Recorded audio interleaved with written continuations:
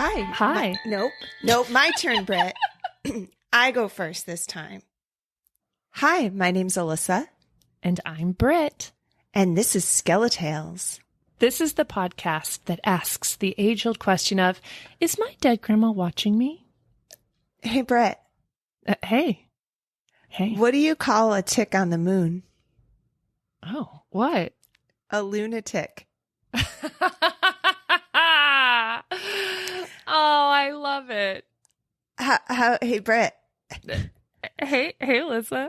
How do the aliens get their babies to sleep? How? They rocket. I love it. Do you have any more? I got another one. Okay, I'm ready. Hey, Britt. Yeah. What did the aliens say to the gardener? What?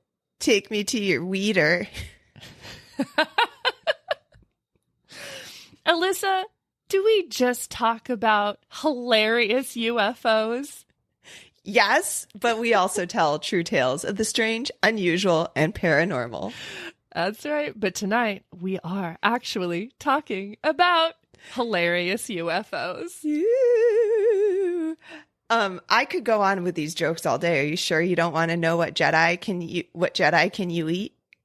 Are you sure you don't want to know what Jedi you can eat? That's hard to say. Okay, I have to know. Obi-Wan cannoli. For more of these great jokes, you too can go crack your friends up with these jokes from www.mvls.info.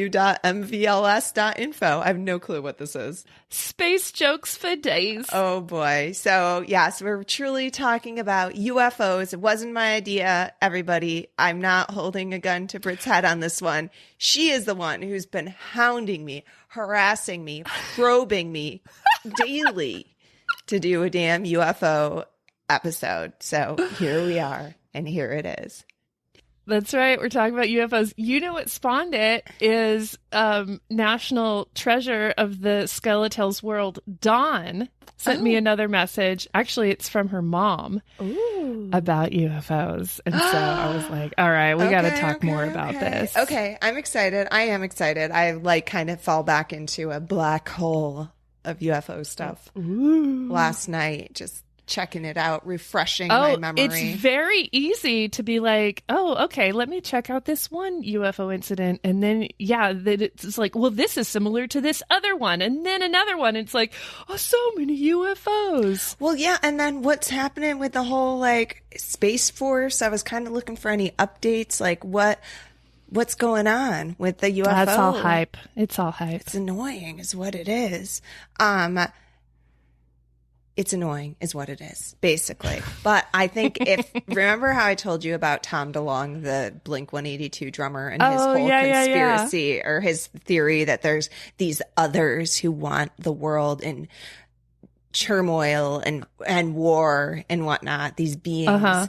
I feel like they're pretty happy right now. They got to be jamming out to the state of the world right now. So as far as that goes, I don't see the others coming to destroy us anytime soon, at least. So we got that going for us. Okay. Positive. So maybe that's why positive side. It's been cut down a bit. We've not seen the UFOs as much because we're just fucking shit up on our own. I don't know. Possibly. But okay, what are you talking about? Well, I want to tell Dawn's mom's story. Okay. Can I tell what happened to her? I'd love to hear it. Awesome. Dawn's mom says, back in the 60s, when I was a teenager, my family was visiting some cousins in Denver. It was a cloudy day with big, huge, fluffy clouds with the sun breaks. We had walked to a convenience store with my brothers, sister, and cousins. There were other people walking around on the sidewalk, too. We happened to look up in the sky and saw this round, golden disc right above us, along with the other people.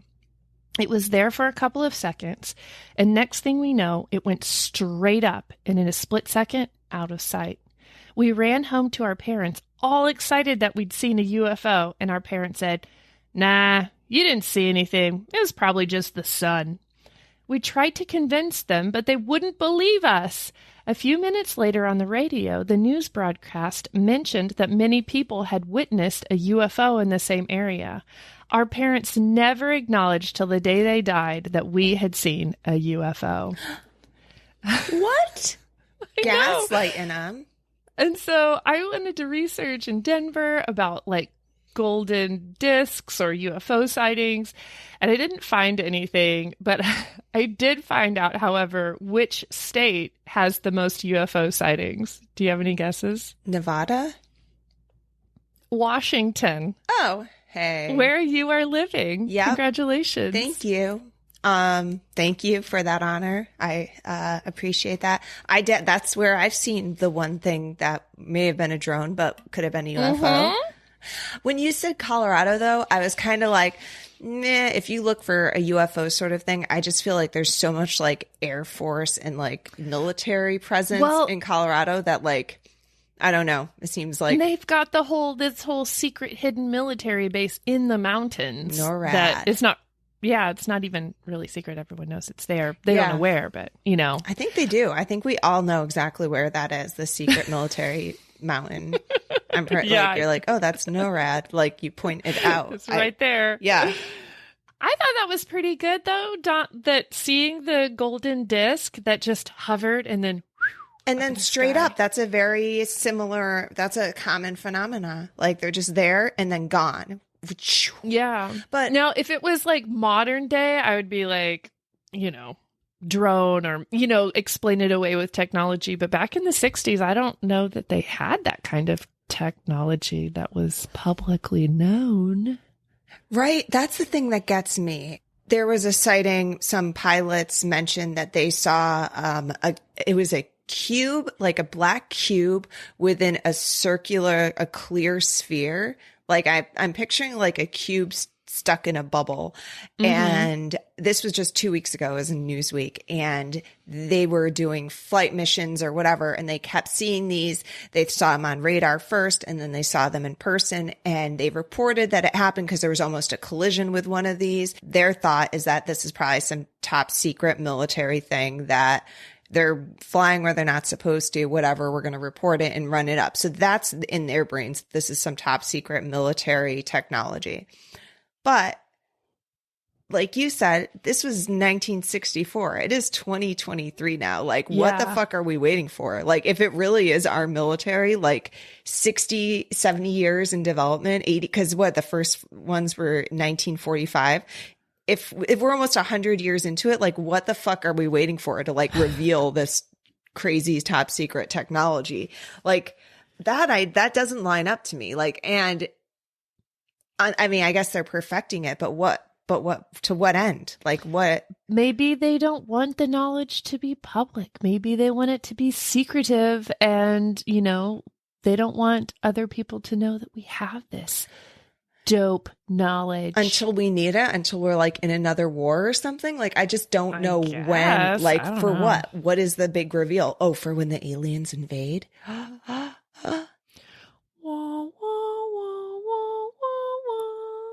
Okay. What other goodies do you have for us today, Alissa?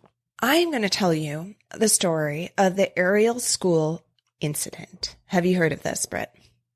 Ariel School Incident? No. Okay. So in 1994, at this private school in Zimbabwe, the children were out for morning break and they were playing in the schoolyard, and they saw one main silver craft that had 4 others around it, and it came down on a hill just beyond the schoolyard, and it was out of bounds. So the boundary was the edge of the schoolyard, and then it was just the bush and a hill. And so all the kids, they ran to the edge of the schoolyard to see what this thing was. And they saw this small creature walk around on top of the craft while another came down to check out the children. He was all in black with a very tight suit. And the children said he had big eyes like rugby balls. I don't know what a Zimbabwe accent sounds like. I do. It's kind of like a South African accent. What's a rugby ball look like? A rugby ball. Oh, a rugby ball is like a football, but with flat ends, kind of. Oh, kind of like an Australian football. Yeah. Okay. No, I don't know. I don't know why I know what an Australian football looks like. Oh my God, that doesn't help clarify anything. Actually, when you said, when I read rugby balls, I was just picturing a big round ball. But when you asked what it looks like, I'm like, oh yeah, wait a minute. No, it's more football shaped. Okay. It's ovalish. Yes, more football shaped. So gotcha. And the children had direct eye contact with this creature. And there seems to have been some kind of communication with the children about the state of the world, what we are doing to the planet, the destruction we are causing. Although not all the children got this message. Some of the children were traumatized, others were excited. The young children in the group were the most traumatized, as they were at the front of the group because they were like the smallest and they're the ones who could see. So they go screaming back to the teachers. And of course, just like Dawn's mom, the teachers didn't believe them. But then they went home and they told their parents what happened. And the parents were all like, what the heck happened at school yesterday? Because all of the parents were like hearing this crazy story. So soon afterwards, the children were asked to draw pictures of what they'd seen. And they did this separately in isolated like rooms and environments. And the drawings that they came up with were all the same. They had the same drawings. So a BBC television crew were the first on the scene to follow it up. And then I believe it was like 6 months later, a Harvard professor of psychiatry named John E. Mack visited the school and filmed interviews with the children. And you can like find these on YouTube and you can go watch these interviews. So Mack, this Harvard professor, like is very convinced that the kids are telling the truth. He says that their voice tone, their body language, everything was very, very consistent. They told their stories with such conviction and they spoke about it in their own language. Like one child recalled being told by the alien that we should not be so technologed. Why make up something like that? Technologed is, yeah, I don't need to spell that for you. So Harvard. What other things were the aliens telling them? Don't be so technologed. Save the planet. Is that what were they saying to the kids? Yeah, they were sending them pictures just in their brains and telling them that, visual. They were talking to them telepathically. Sorry, did I not mention that? They're talking to them telepathically. They didn't actually speak to them. So they were sending them images in their brain. And basically the impression that they all came away with was that we are destroying the planet with our technology, that we need to slow down on the technological advancements. We're destroying the planet and it needs to be saved. Stop destroying the planet. Like, stop this. Okay. And so people are like, well, why the hell did they tell a bunch of kids this? Right. Like maybe because the aliens apparently were quite small. I remember somewhere I saw that they looked like Michael Jackson. So imagine that, like tiny little Michael Jackson. Little Michael Jackson. Someone said that they had black hair. I don't know. Like I said, big eyes, maybe no nose. That's the vision I have. Visual. Pasty white skin. So skin. possibly they thought that the little kids were full grown people because they're alien, like they're their size. Or the more popular opinion is that they were trying to influence the kids because they're going to be the next generation and the policymakers and everything of the next generation. Yes. So if they could get the message across to the kids, they could help change the world for them. And so Harvard, though, unsurprisingly, was not a big fan of their professor going down there and conducting this investigation. And he actually was the first tenured Harvard professor. I believe he was let go. He ruined his whole reputation, basically. Damn. And then he was killed by a drunk driver while he was driving to a concert in 2004. So 10 years later, which is a little convenient. I mean, I'm sure the conspiracy theorists eat that shit right up. Yeah. Right? Yeah. To this day, these kids are adamant about what they saw. They will still draw pictures. One girl says that at the time, her parents told her not to talk about it.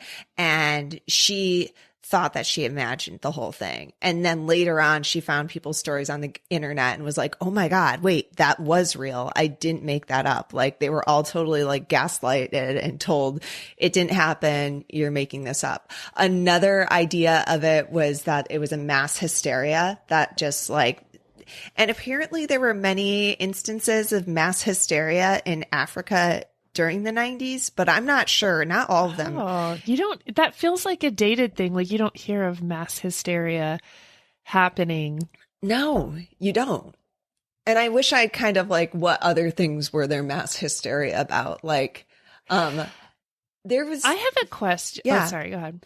I was just going to say, I think there was something with people dancing for days until they died back like 6 months back in new medieval times or something like.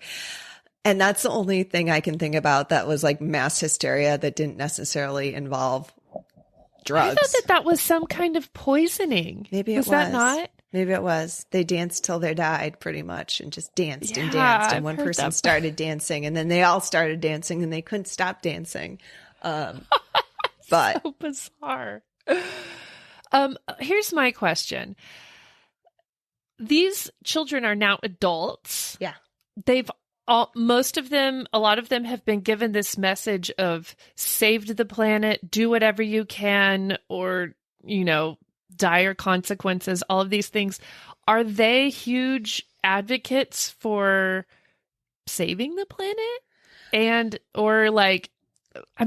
From 94 until now, like we are steeped in technology. Like we're on a Zoom call right now. Like technology is all around us every day, all day. Are they like advocates for this? Not that I know of. Again, I need to, I didn't watch the movie and I tried to find some interviews. Like a lot of them, it seems like I said, they were traumatized. So like it kind of just fucked them up. It didn't, because no one believed them, it didn't make them like crusaders for the planet necessarily. Apparently, this is not the only time that aliens have landed on a schoolyard and tried to make contact with children. There was another incident in New Zealand in the 50s, and same thing, a big, was it 3 ships? One landed in the schoolyard and they're actually like left burn marks. Like there was like a flattened area of grass and then 3 burn marks and there's like little drawings and everything of it. And within like 10 or 20 minutes, the Air Force was there, like the police was there, the fire department, there were men in black. There were all these people there. To this day, so now these people, they're like 50s. It was in the 50s. These are like gray haired people drawing pictures again of what they saw, and they're all drawing this little Michael Jacksons being. No little Michael Jacksons this time. I don't think they saw actual creatures. They just saw the discs, basically. Oh, okay. And so, again, nobody believed them. They were in the paper for it and everything. And so then there was a school teacher who saw it as well. And these men in black showed up at his door and were like, so nothing happened at the school. He's like, no, totally. I was there. I saw this happen. They're like, no, this didn't happen. And if you did say that happened, then apparently you were drunk on the job and that's going to have to get reported and you're going to lose your position. So basically like he was forced to hush. Like they totally, I don't know if I guess it was a big cover up. They were then told it was a weather balloon. They were testing weather balloons and radiation levels at atmosphere or something was the story. And so later research did go into it and look to see if there were these atmospheric weather balloons being tested in the area during that time. They were, but the launch record, all the paperwork from it is missing. Ooh. And why would it be missing if it was like just this weather balloon, which is such a classic thing. So that's my story about the UFOs trying to land in schoolyards and trying to influence the future. And man, I think we fucked up and we haven't done it. I know. We're doing the opposite. Not saving the planet. Lots of technology. Oh my gosh, this transitions so beautifully into my next story. Okay, I want to hear it. It's about Michael Jackson. Michael Jackson. How did you know? No, it's not at all. Okay. I'm going to start by reading an article to you from the New Straits Time, published in Kuala Lumpur, Malaysia. Okay. And the title of the article is, believe it or not, by Hamad Jamalu. You know what? We'll just say Hamad.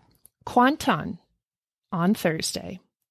A 3-inch tall creature said to resemble a human being has become the talk of the Royal Malaysian Air Force Base since its reported sighting by a schoolboy 2 days ago.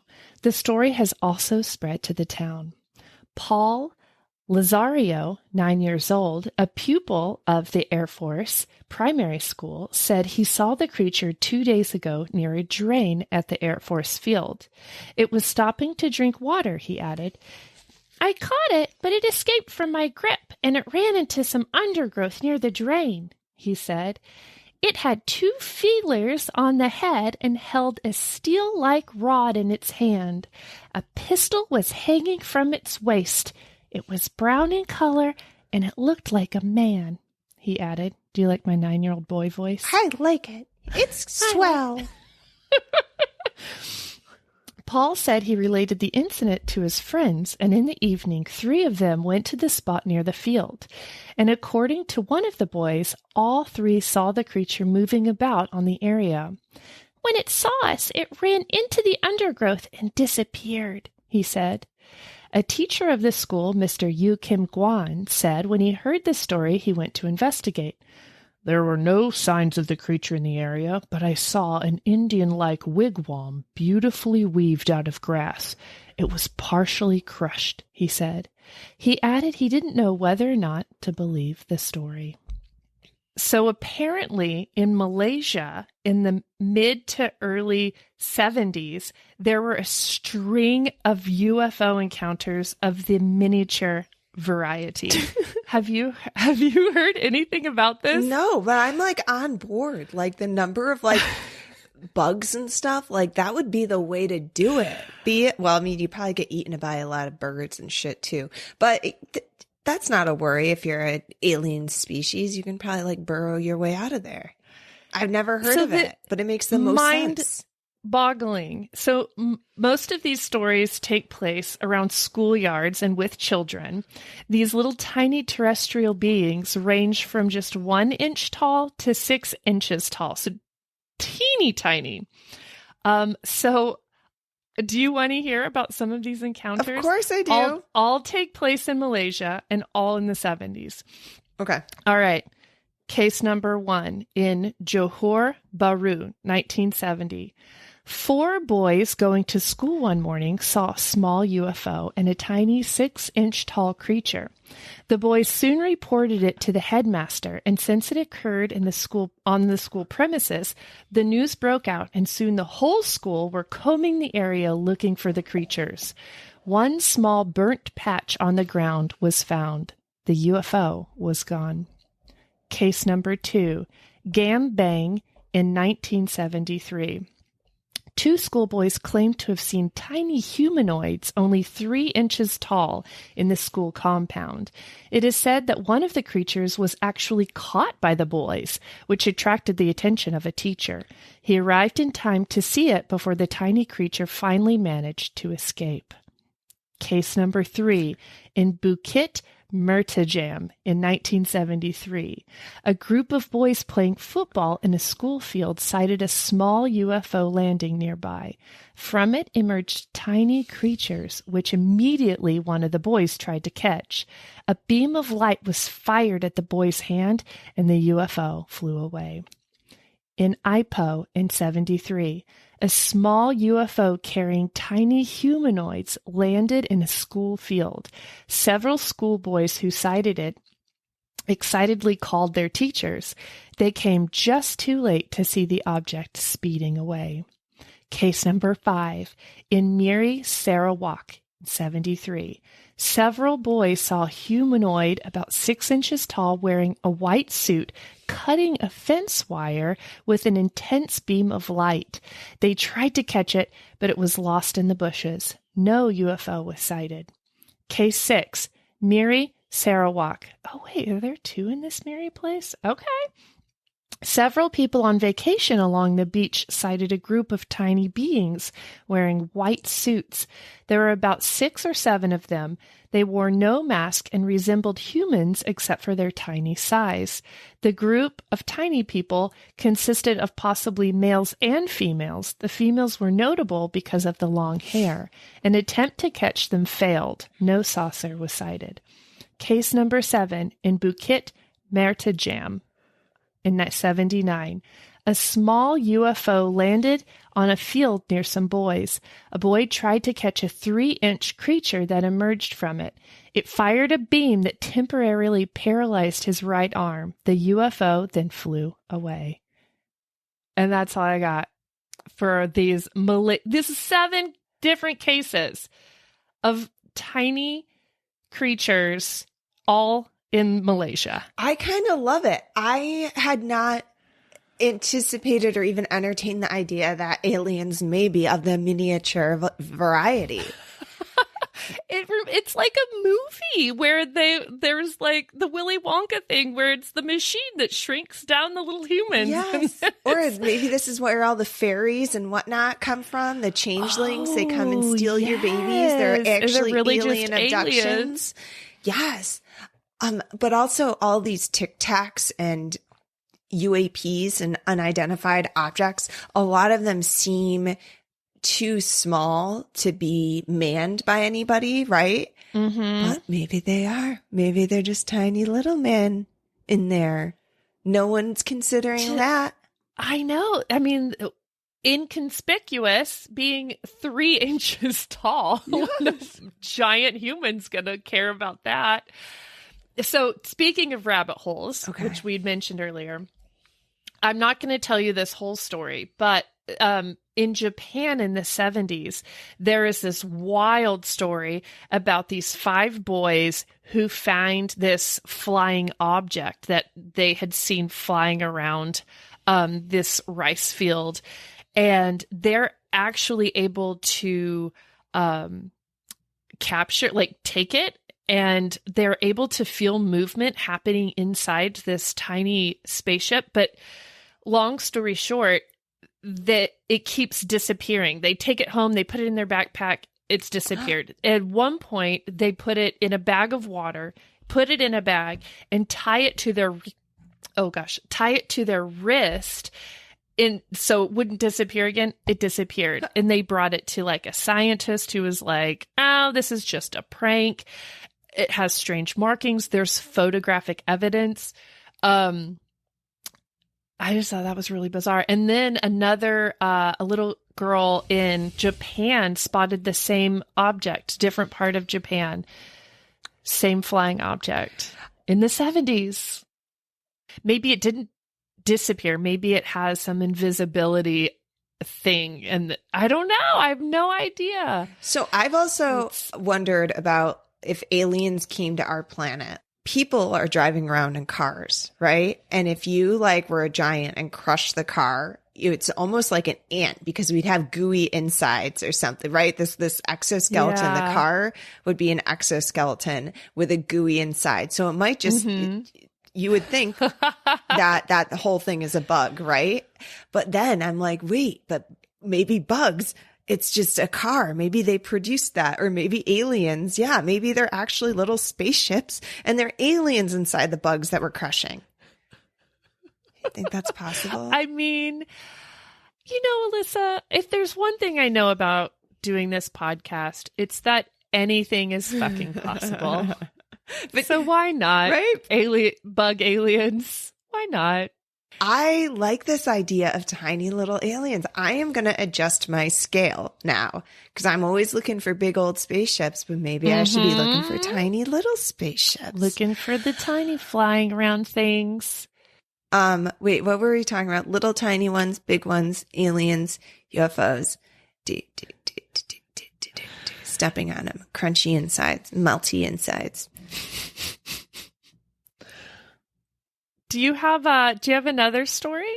So I don't have another story, but I do have some interesting quotes that I found in the comments section of a YouTube video. So beautiful. Love definitely it. Reliable.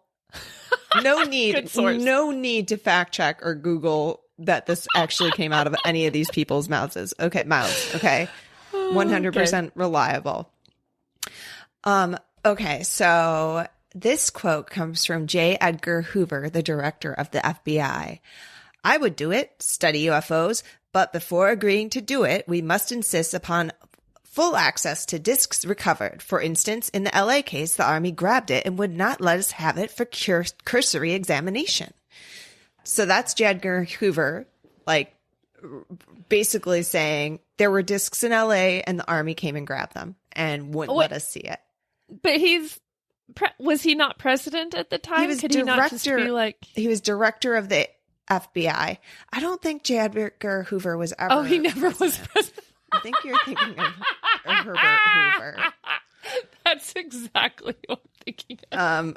That's okay. That's okay. Mystery. But he was director of the FBI, and he's saying the Army came and grabbed him. Like it wasn't the FBI. Okay. So he goes on to say that the security guard called and said, "Sir, there's a glowing red object hovering right outside the front gate. I've got all the men out here with their weapons drawn. We lost between 16 to 18 ICBMs, nuclear-tipped intercontinental ballistic missiles. At the same time, UFOs were in the area. A high-ranking Air Force officer said, 'Stop the investigation. Do no more on this and do not write a final report.' I heard that many of the guards that reported the incident were sent off to Vietnam." Actually, that was not J. Edgar Hoover that said that. I apologize. That was Captain Robert Salas, the U.S. Air Force, during a videotaped interview. So we've talked about that before. UFOs showing up at like nuclear missile sites and stuff. Yes. That's again. So that plays into the whole warning of like, stop advancing technologically. You're going to destroy this planet, basically message. So this one is from Dr. Edwin Mitchell, Apollo 14, the sixth NASA employee to walk on the moon. A few insiders know the truth and are studying the bodies that have been discovered.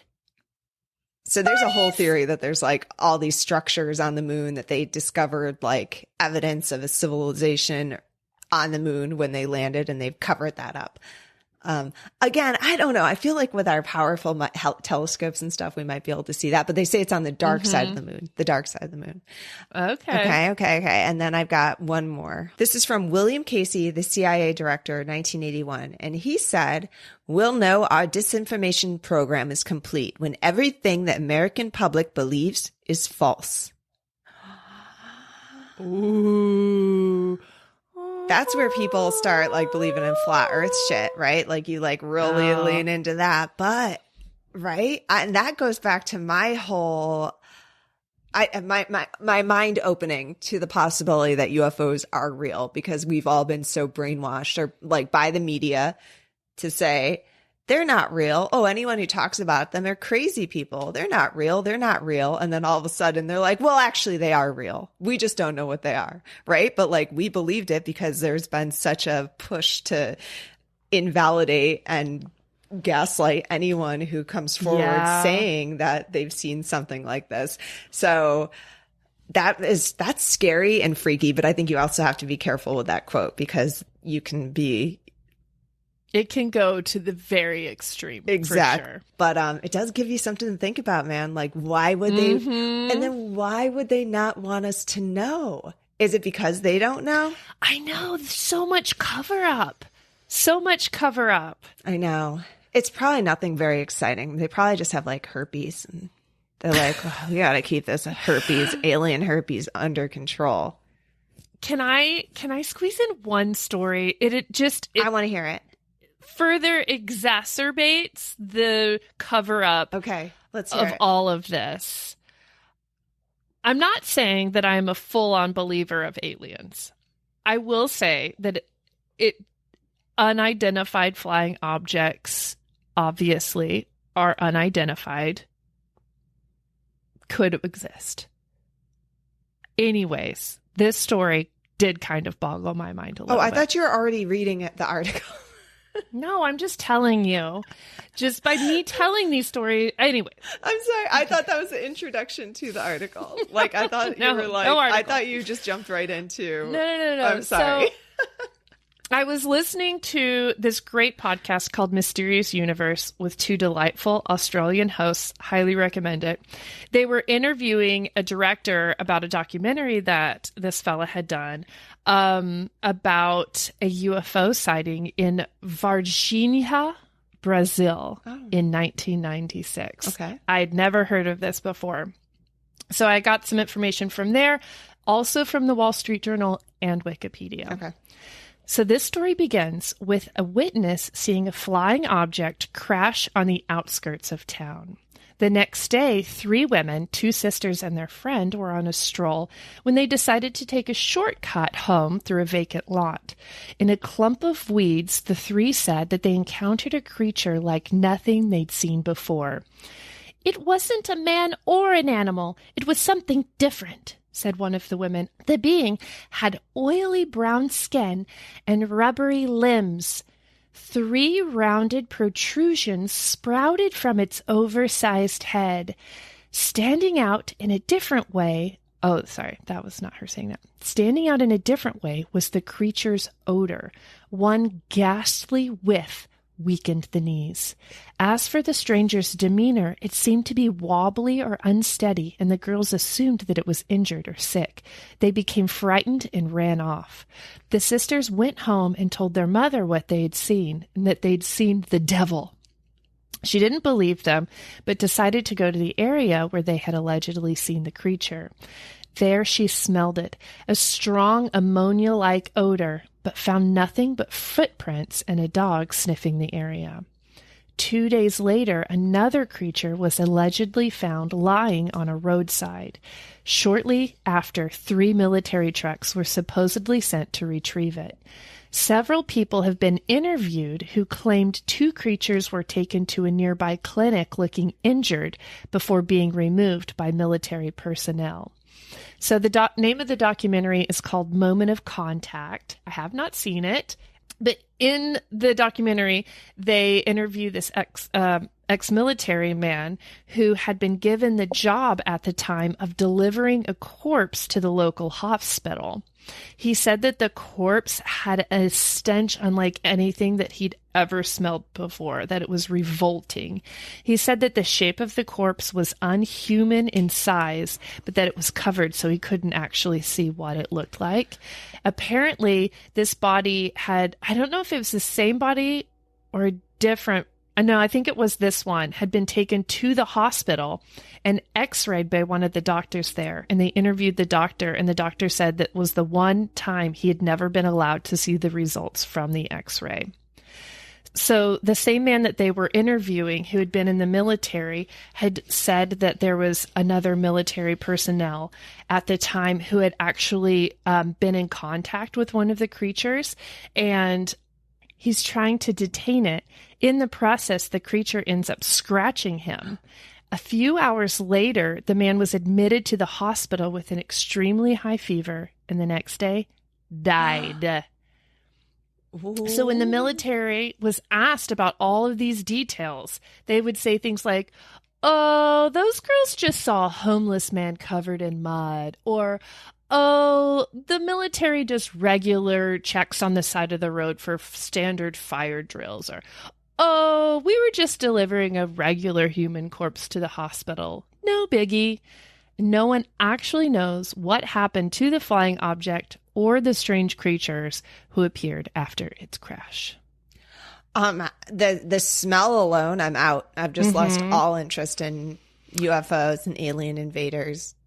They smell. And several people who were either like the man who found the creature on the side of the road. Every person who had encountered the creatures, all they could talk about was just the smell, unlike anything they've ever smelled before. I wonder if they're just nervous and they just peed all over the place because they're crashing their spaceships. And they had this like sticky, sticky substance on their skin too. And I think that was one of the things that they talked about when the man got scratched or touched by this creature, is that he couldn't get this substance off of his body. And it would linger, like it lingered for days, they said, like in the hospital where they had the creatures in the hospital. It just, the smell lingered for days, they said. Well, at least you'd be able to smell them coming. True. Right? You'd be like, Lada's out of here. Yeah. You'd be like, oof. But maybe they were kind and injured and they were like, help us. And they're like, ah! Oh, they're crying and that's what they smell like. Their tears smell real bad. Their tears smell like urine. What an alien smells like.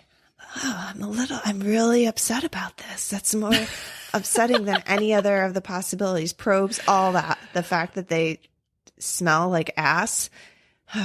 It's really a real dream and killer here you right thought there. You were going to go live up in a spaceship with the aliens. No. Dreams dashed. Yeah. Maybe they could probe my nose holes and kill my nose sensors and then we could live in harmony. Oh, God, you're so sensitive too. Yes, oh, yeah. You just have to like have a clothespin on your Wrong nose hole, at all everybody. times. These holes go up.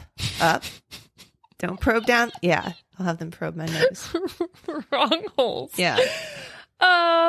If anybody has a UFO encounter or secondhand story that they've heard from their neighbor's cousin about UFOs, you know what? Bring it. We want to hear it. We have an email you can write in. It's skeletalespodcast@gmail.com. You can also call us on our hotline.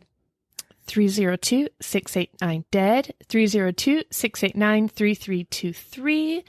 We are on all of the social medias under SkeleTales Podcast, and you can message us over there as well. Heck yeah. We also have a merch shop over on Etsy, and like, follow, share, rate, review. That's right. Probe. No, don't probe us, please. Don't probe anybody. That's not okay. You can probe friends for questions. Stories. Yes, that's what I meant. There you go. There we go. Also, hey, Britt, I think now is the time to break the news to everybody. Oh, no, what? That we are going to be taking a little break. Oh, for the holidays. Yes. I'm glad you mentioned that because I would have completely forgotten and everyone would have been very concerned about us. True. Yes, we are taking the month of December off for my birthday, for Christmas, for Hanukkah. We are taking the holidays off and we will reconvene in January 2023. Heck yeah. We should have played it off like we got abducted by aliens, Britt. Oh, damn it. Damn. It was perfect. If somebody doesn't finish this episode and get to this very last bit, then they can believe that. How about that? Yeah. If you see anyone being like, hey, I wonder where SkeleTales went. Why aren't SkeleTales? You'd be like, they did this live video and there were bright lights and all of a sudden they were gone and they were screaming about tiny little Michael Jackson men crawling all over them. Probes. And all that was left was a stinky stench. Yeah. Yeah. Woo. The lore. I love it. Oh, hey, Britt, there was one other thing I wanted to bring up. Yeah. I'll haunt you later. Haunt y'all later. Good night. Good night.